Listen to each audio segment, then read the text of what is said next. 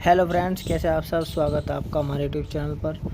और दोस्तों, आज हमारा जो टॉपिक है वो है इल्तुतमिश के संबंध में जो मुद्रा और सिक्के थे। ठीक है दोस्तों, देखिए इसके महत्वपूर्ण जो दो सिक्के थे, जीतल और टका। ठीक है, तो आज हम इनसे संबंधित ही महत्वपूर्ण प्रश्नों पर चर्चा करेंगे। ठीक है दोस्तों, और जो इनके महत्वपूर्ण जो इसने सिक्के चलाए इनके बारे में देखेंगे। ठीक है दोस्तों, तो देखिए इनके जो प्रश्न बनेंगे जितने भी, वो हम देखते हैं एमसीक्यू के थ्रू।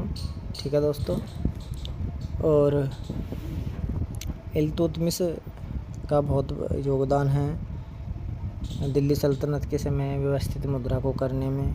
ठीक है दोस्तों, तो चलिए शुरुआत करते हैं हम प्रश्नों से और देखते हैं पहला प्रश्न। और पहला प्रश्न है हमारा दोस्तों, चलिए देखते हैं पहला प्रश्न। किसे दिल्ली सल्तनत का या की व्यवस्थित मुद्रा प्रणाली शुरू करने का श्रेय जाता है। ठीक है दोस्तों, मतलब किसे दिल्ली सल्तनत की व्यवस्थित मुद्रा प्रणाली शुरू करने का श्रेय जाता है। ठीक है दोस्तों, तो इसके चार ऑप्शन हैं। A option Qutbuddin Aibak, B Iltutmish, C Balban और डी अलाउद्दीन खिलजी। ठीक है दोस्तों, तो इसका सही जवाब क्या है? ऑप्शन बी अलाउद्दीन नहीं, इल्तुतमिश। ठीक है दोस्तों, तो इल्तुतमिश इसका सही जवाब होगा। इल्तुतमिश को दिल्ली सल्तनत की व्यवस्थित मुद्रा प्रणाली शुरू करने का श्रेय जाता है। ठीक है दोस्तों, चलिए अगले प्रश्न को देखते हैं। अगला प्रश्न है, किस दिल्ली सल्तनत के प्रथम सुल्तान ने शुद्ध अरबी सिक्के जारी किए? ठीक है दोस्तों, तो उसका नाम बताना है जो प्रथम सुल्तान था। ठीक है दोस्तों, जिसने शुद्ध अरबी सिक्के जारी किए। ठीक है, दिल्ली सल्तनत के प्रथम सुल्तान। ठीक है, ऑप्शन देखेंगे। ए कुतुबुद्दीन ऐबक, बी इल्तुतमिश, सी बलबन और डी अलाउद्दीन खिलजी। ठीक है दोस्तों, तो उसका सही जवाब है ऑप्शन बी इल्तुतमिश। ठीक है, चलिए अगले प्रश्न पर चलते हैं। अगला प्रश्न है, चांदी का टका मतलब चांदी का टंका सिक्का किसने चलाया था? ठीक है दोस्तों, तो देखिए चांदी का टंका किसने चलाया था? ये जो चांदी का टंका था सिक्का, ये दोस्तों चलाया था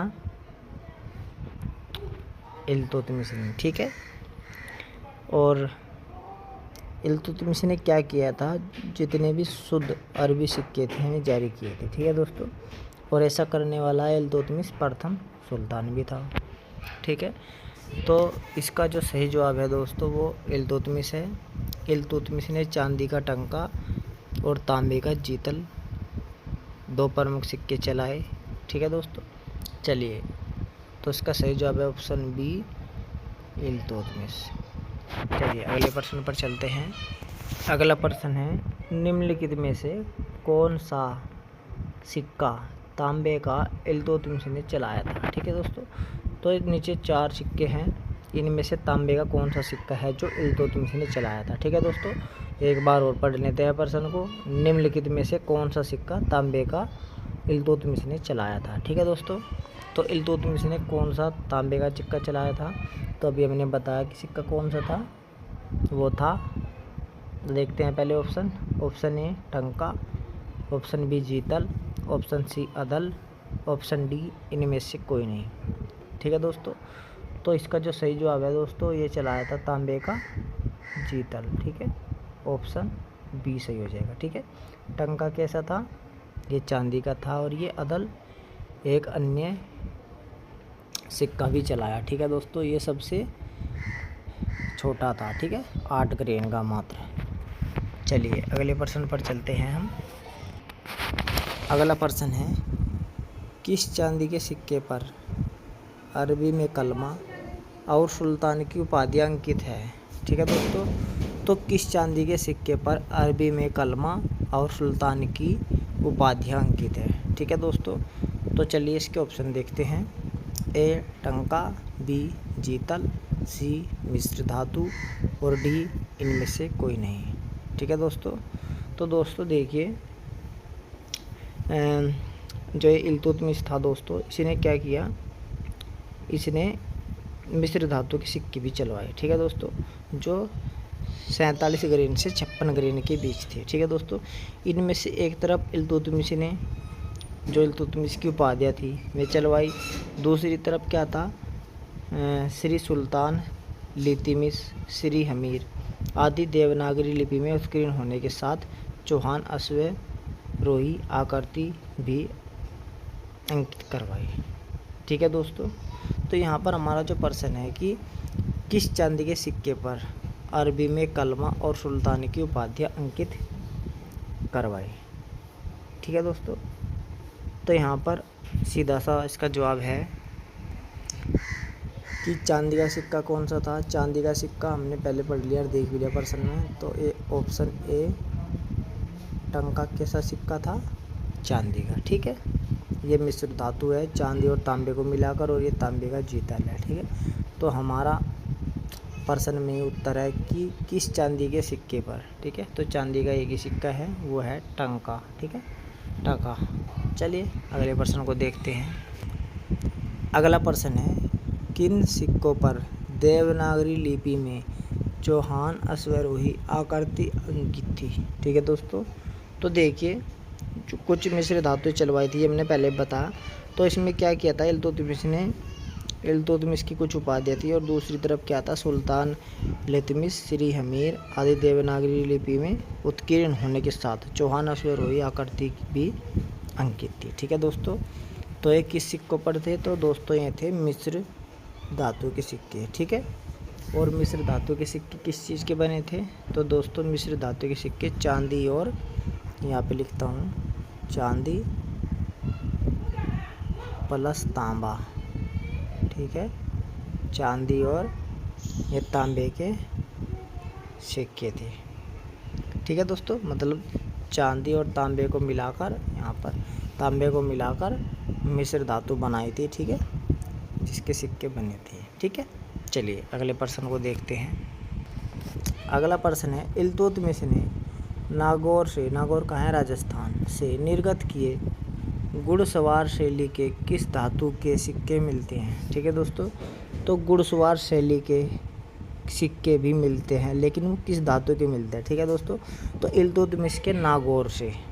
ठीक है, तो ये दोस्तों ऑप्शन देखते हैं, चांदी, बी तांबा, सी स्वर्ण, डी मिश्र धातु। ठीक है, तो इसका ऑप्शन सी सही होगा, मतलब स्वर्ण के भी कुछ सिक्के जो नागौर में टकसाल थी वहाँ से निर्गत हुए, और शैली कौन सी थी, घुड़सवार शैली। ठीक है, कि सोने के सिक्के भी मिलते हैं। ठीक है दोस्तों, और इनमें क्या था, इस वर्ष किस वर्ष, ये 1211, 1217 और 1219 ईस्वी के हैं। ठीक है दोस्तों, यहाँ पर ध्यान रखना है, जो सिक्के मिले हैं 1211, 1217 और 1219। ठीक है दोस्तों, ये इस वर्ष के सिक्के मिलते हैं। ठीक है दोस्तों, नागौर से।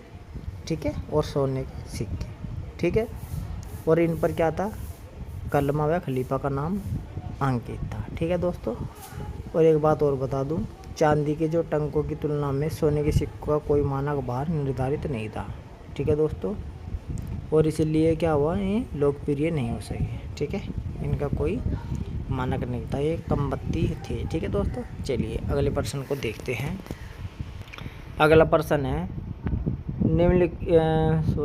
इल्तुतमिश के तांबे व मिश्र धातु के सिक्कों पर कौन सी लिपि मिलती है। ठीक है दोस्तों, देखिए इल्तुतमिश के तांबे व मिश्र धातु के सिक्कों पर, ठीक है, एक तो तांबा और एक मिश्र धातु, ठीक है, जो चांदी और तांबे को मिलाकर बने हैं, तो उन सिक्कों पर कौन सी लिपि मिलती है ये बताना है। ठीक है दोस्तों, तो देखिए जो तांबे और मिश्र धातु के सिक्के हैं उन पर देवनागरी लिपि मिलती है और भारतीय अलंकरण का भी प्रयोग किया गया है। ठीक है दोस्तों, तो देवनागरी लिपि मिलती है, बी ऑप्शन सही होगा। ठीक है, चलिए अगले प्रश्न को देखते हैं। अगला प्रश्न है, इल्तुतमिश के सोने व चांदी के सिक्कों पर कौन सी लिपि मिलती है। ठीक है, इससे पहले था तांबे और मिश्र धातु के, और यह है सोने व चांदी के सिक्कों पर कौन सी लिपि मिलती है। ठीक है दोस्तों, तो इल्तुतमिश के चांदी व सोने के सिक्कों पर अरबी लिपि मिलती है। ठीक है दोस्तों, अरबी लिपि, तो ए ऑप्शन सही होगा। ठीक है, अरबी लिपि मिलती है सोने व चांदी के सिक्कों पर। ठीक है, चलिए अगले प्रश्न को देखते हैं। अगला प्रश्न है, किसने 8 ग्रेन का सबसे छोटा अदल सिक्का चलाया था। ठीक है दोस्तों, तो किसने 8 ग्रेन का सबसे छोटा जो सिक्का था उसका नाम क्या था, अदल नामक सिक्का। ठीक है, ये किसने चलाया था, तो दोस्तों A option Iltutmish, B option Balban, C option Alauddin Khilji और डी ऑप्शन फिरोज शाह तुगलक। ठीक है, तो हमारा जो सही उत्तर है वह है ऑप्शन ए इल्तुतमिश। ठीक है, इल्तुतमिश ने क्या किया, 8 ग्रेन का सबसे छोटा जो सिक्का था अदल नामक सिक्का भी चलाया। ठीक है, और ये जो अदल सिक्के थे चांदी के सिक्कों के बिल्कुल क्या थे, जो समान बिल्कुल भिन्न मूल्य के मिलते हैं। ठीक है, जैसे 40, 36, 24 और 12 मूल्य के। ठीक है दोस्तों, और इनका वजन कितना था, 86.4, 57.6, 28.8 और 14.4 ग्रेन था।